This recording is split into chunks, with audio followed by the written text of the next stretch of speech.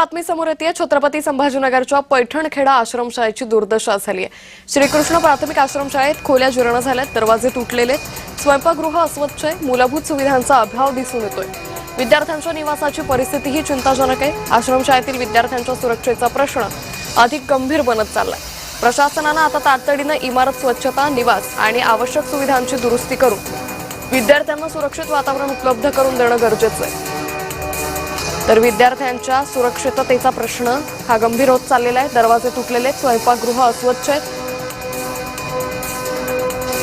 या संदर्भात अधिक माहिती घेऊयात। आमचे प्रतिनिधी विजय चिडे सध्या आपल्यासोबत जोडलेले आहेत।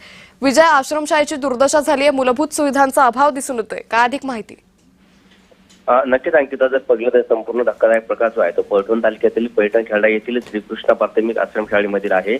या ठिकाणच्या विद्यार्थ्यांची सुरक्षा जी आहे ती थेट वाऱ्यावरती असल्याचे आपल्याला पाहायला मिळते। या ठिकाणी असणाऱ्या शाळेचे दरवाजे असतील, खिडक्या असतील, त्याचबरोबर भिंती असतील, या संपूर्ण जीर्ण झालेत आपल्याला पाहायला मिळतात। त्याचबरोबर या ठिकाणची जी स्वच्छता आणि निवाराची राहण्याची व्यवस्था आहे ती देखील दुर्दशा असल्याची या ठिकाणी पाहायला मिळत आहे। त्याचबरोबर ज्या ठिकाणी या विद्यार्थ्यांना अन्न शिजवलं जातं किंवा स्वयंपाकगृह आहे ते देखील अस्वच्छ असल्याचं आपल्याला पाहायला मिळतंय।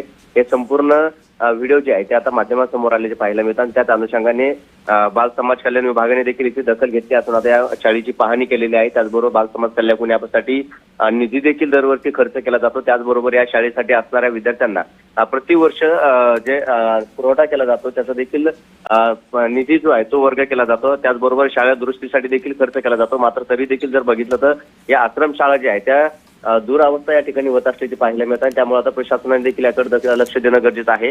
यापूर्वी जर बघितलं तर पालकांनी या बाबतीत काही ठिकाणी तक्रारी देखील केल्याचं पाहायला मिळतात आणि त्याच अनुषंगाने आता वरिष्ठ विभाग नेमकी काय कारवाई करते हे पाहणं महत्त्वाचं असणार आहे। निश्चित विजय, तुर्तास धन्यवाद आपण दिलेल्या सविस्तर माहितीसाठी।